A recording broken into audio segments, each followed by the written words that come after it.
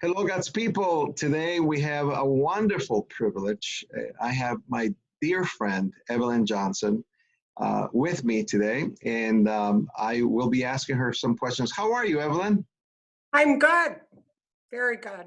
It's good to see your face. It's good to see you. Evelyn, you are really you're one of the people that have trailblazed in the covenant. Can you tell us a little bit about your background, what you started doing, some of the roles that you've had in the covenant? I've had multiple roles: local church, conference, denomination.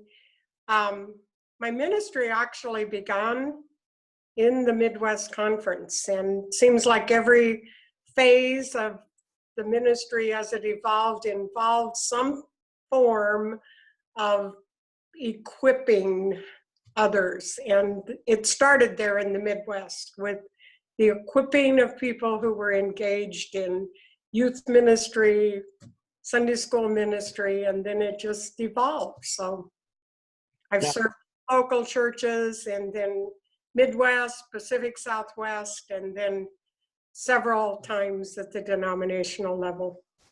Were you the first female superintendent? I was. Wow, what a wonderful thing. In 2000.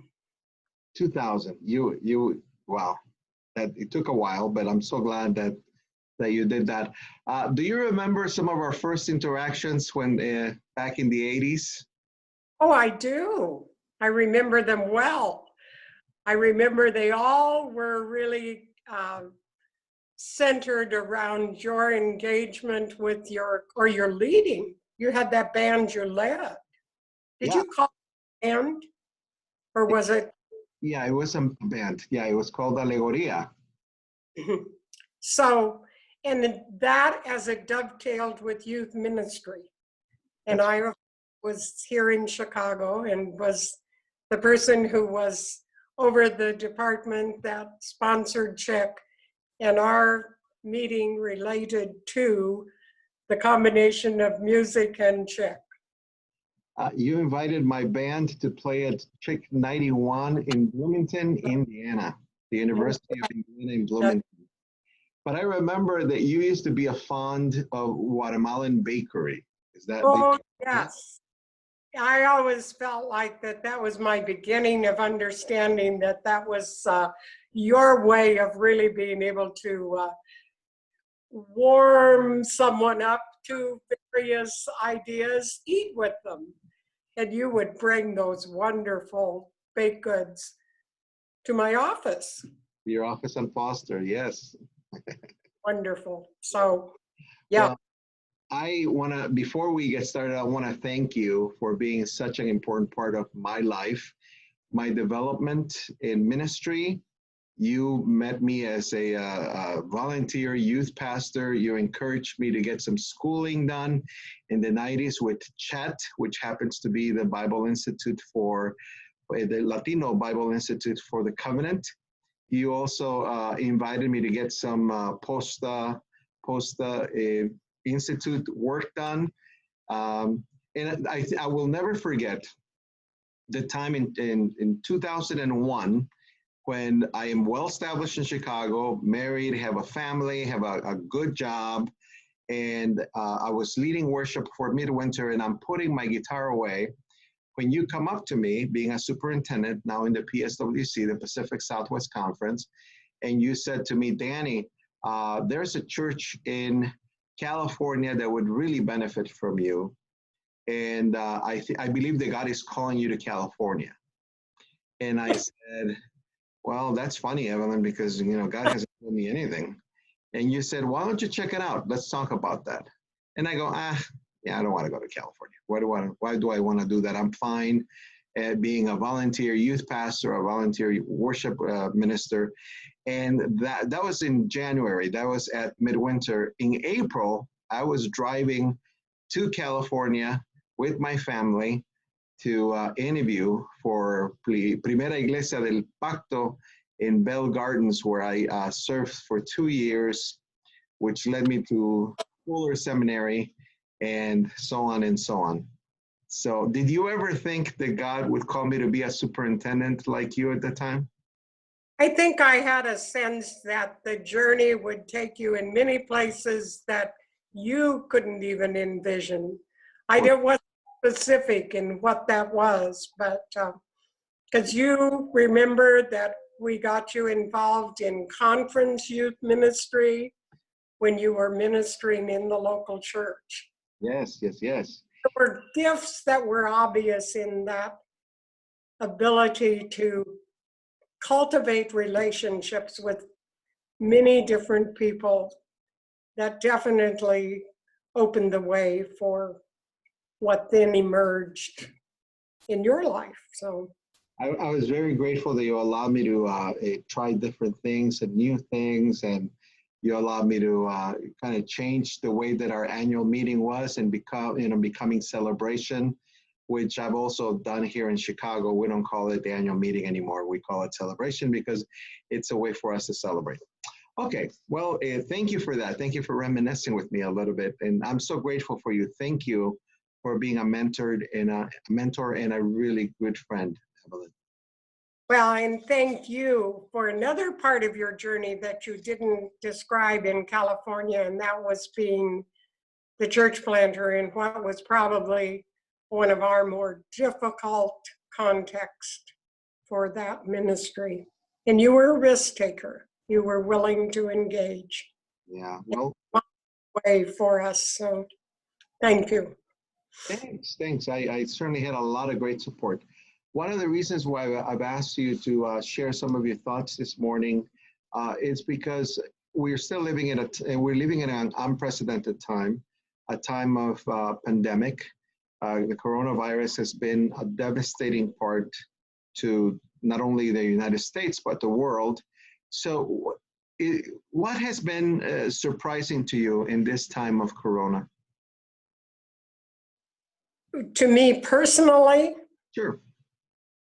I think the one thing that, maybe has surprised me most, being a person who very much values face-to-face connections, I have come to really understand and appreciate a deepened connection or a deep connection with persons in varied areas. I mean, and particularly I'm going to talk about pastors and church leaders. And it's come through experiences that I've been able to join online, worship. I generally worship 3 different churches a Sunday.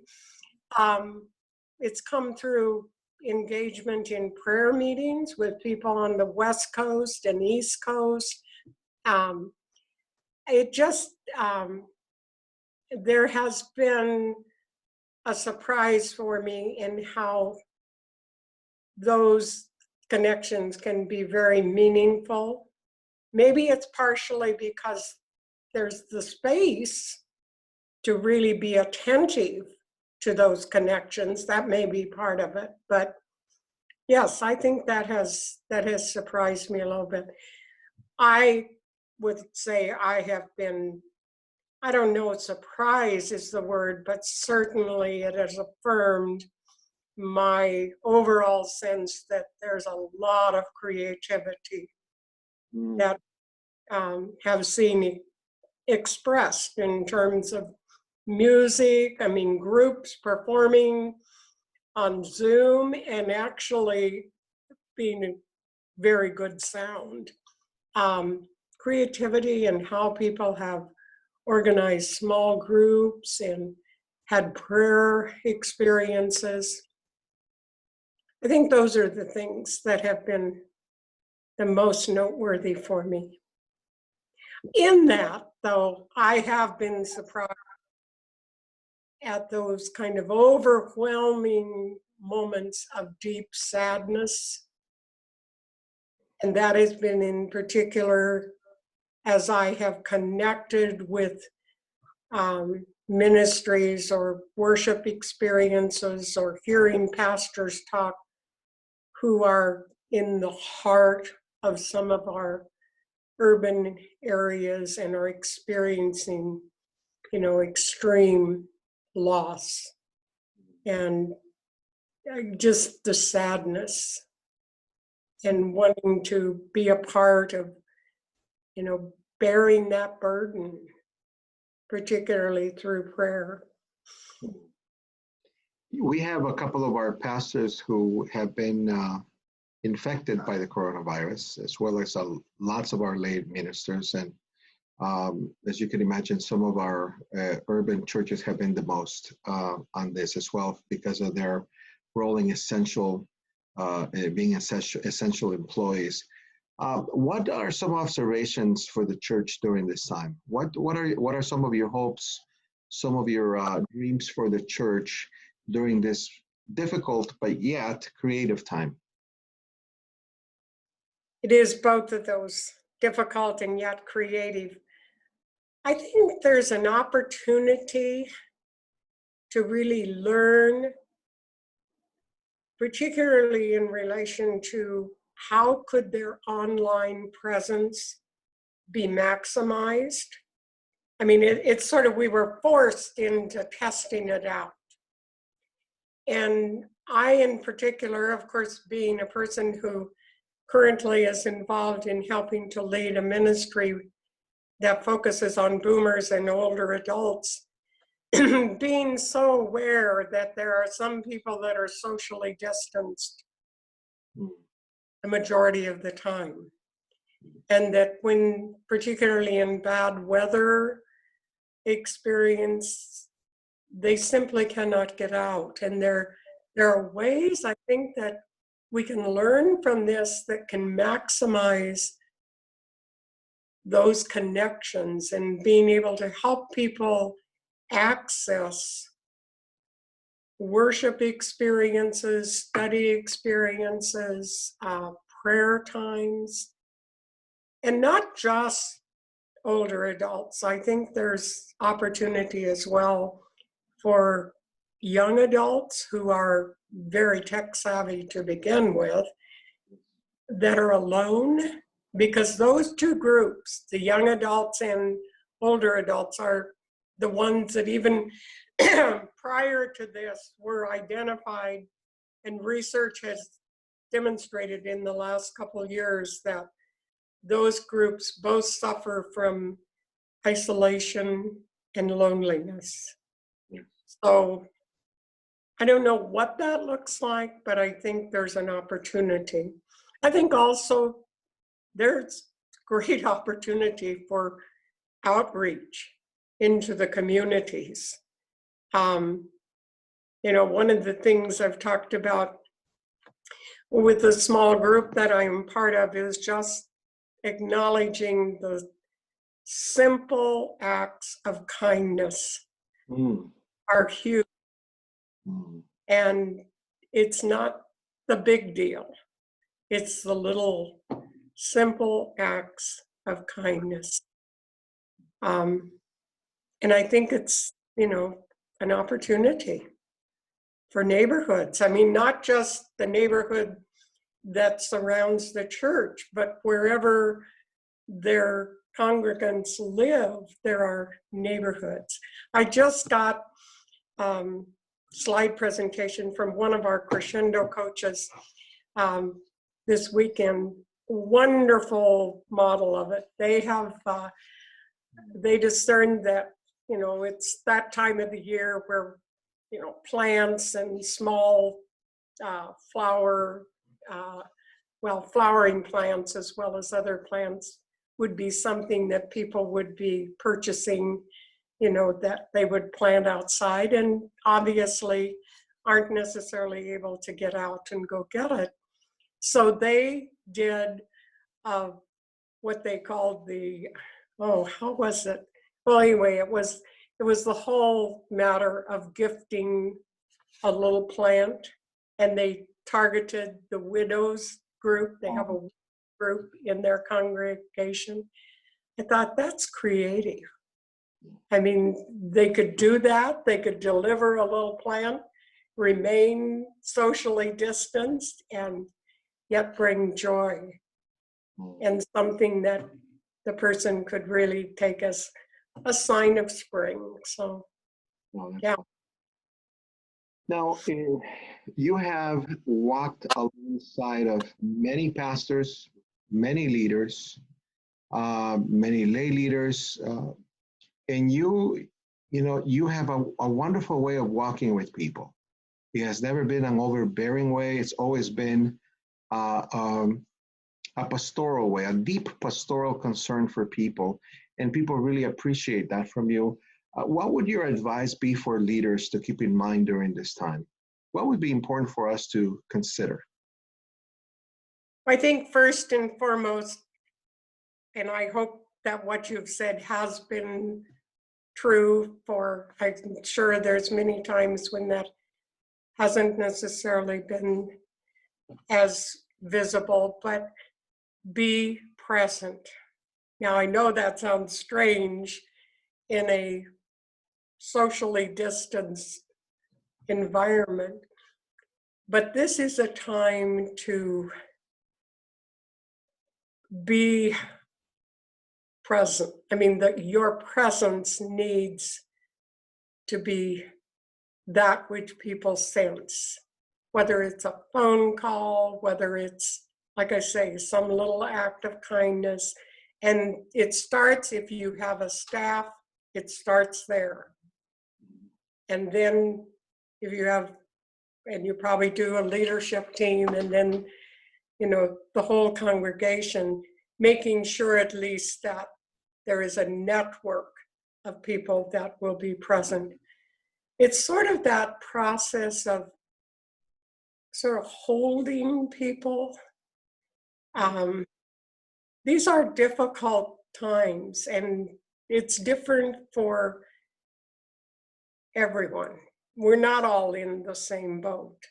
Right. There are people that, are losing positions. There are people that are living with fear as to, will they be losing a position? There are people who, have concern about their children, and are they really experiencing the kind of learning that, is really what is desired? I mean, there's just multiple concerns, and there are losses that people are experiencing. So I think, that's a very important aspect of kind of first and foremost. But then secondly, to start, really in this process, defining reality, even though it's still very uncertain as to what this is going to look like.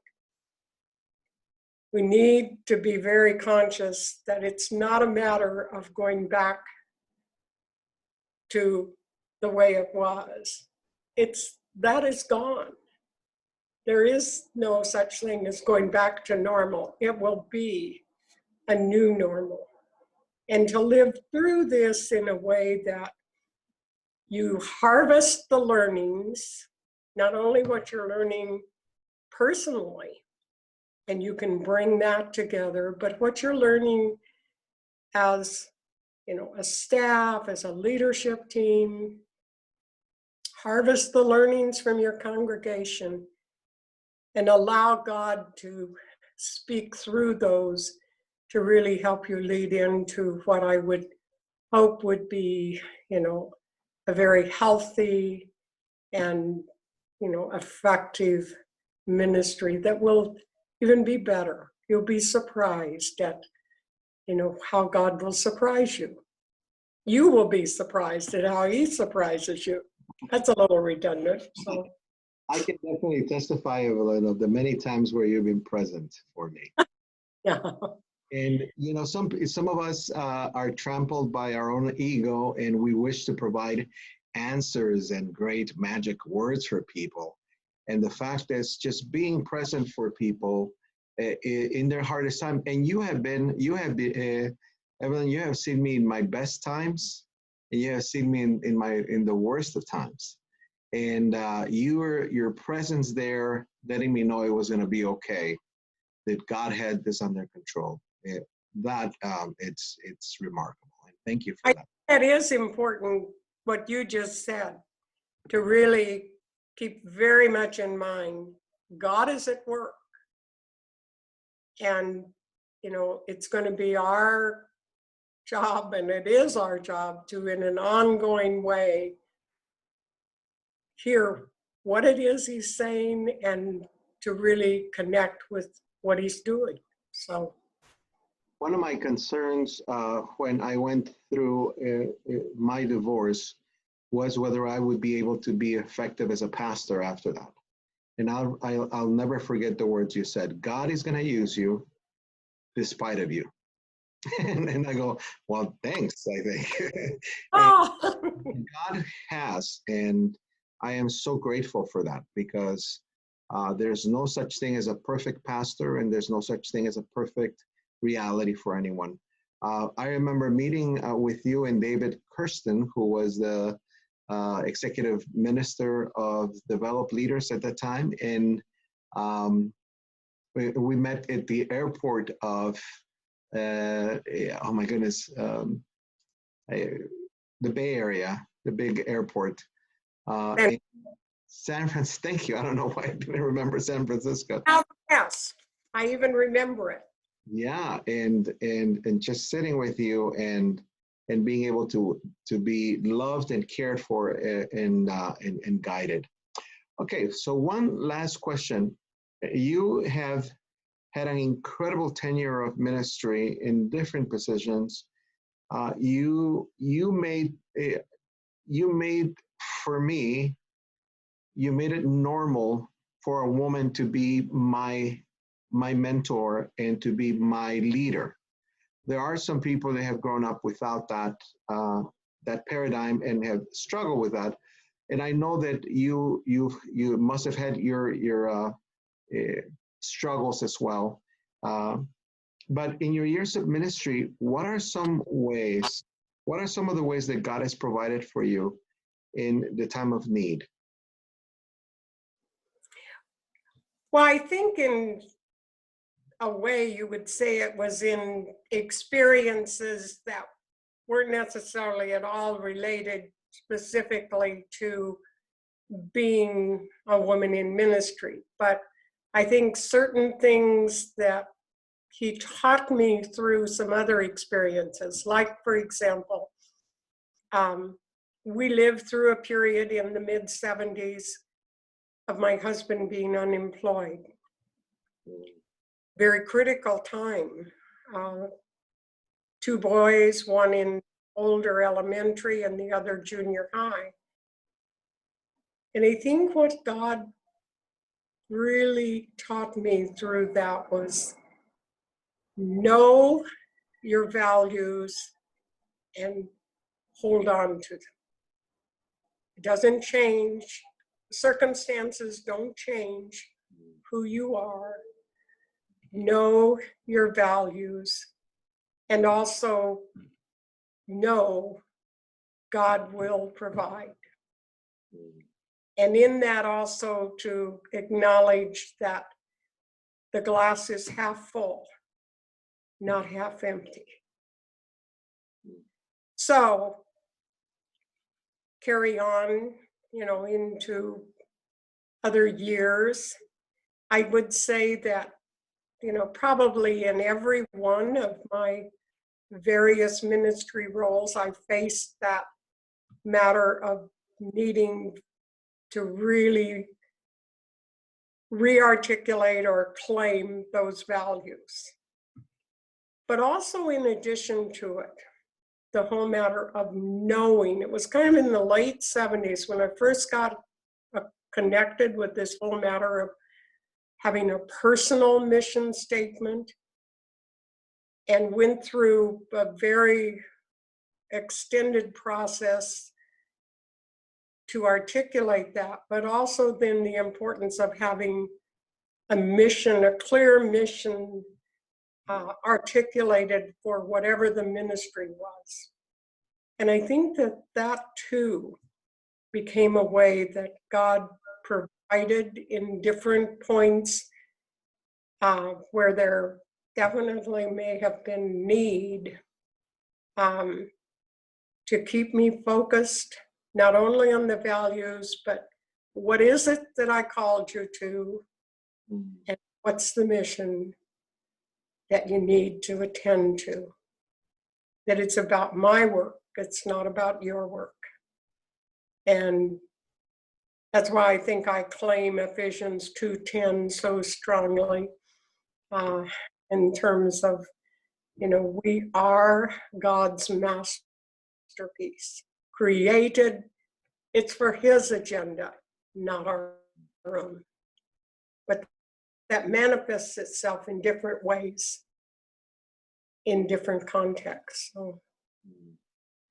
So and one last thing, because we in the covenant not only acknowledge, support, and rejoice in the ministry of women, and we still struggle with implementing that, and we need to confess that. We not only want to celebrate and empower, we want to make sure that our pastors, our colleagues, our female colleagues, are cared for, are strengthened, and in their own right are doing ministry. Are there any words of wisdom that you would have for some of our young ladies, young women, women in ministry in the covenant right now? Interesting, because I just got off a phone conversation this morning with one that I re-articulated a little bit of what I have reflected on there in terms of how did God meet my needs. Just remember, who does God say you are? What is it that God has called you to?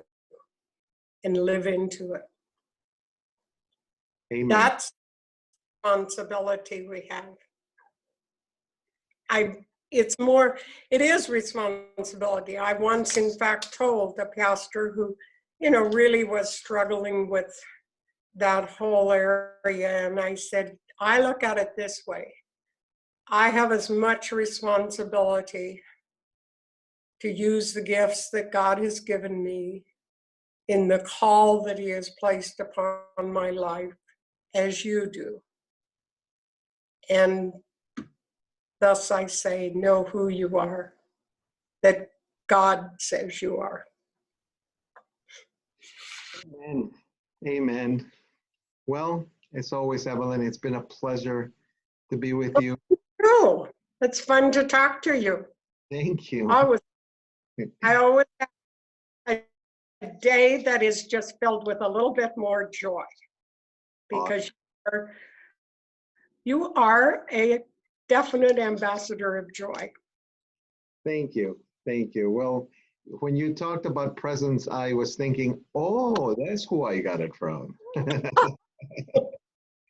Very critical, because this is such a difficult experience for so many. For sure. And yet, to really affirm, like even with our crescendo team, we had them reflect on what are you learning, and just for so many, deep gratitude for how it is God is providing. So there's that also, but people need to be able to express that. So Amen. Amen. have a Thank you. You too. Blessings to you, and thank you for your great example to all of us. thank you. Thank Take you. care. All righty. Bye-bye. Bye-bye.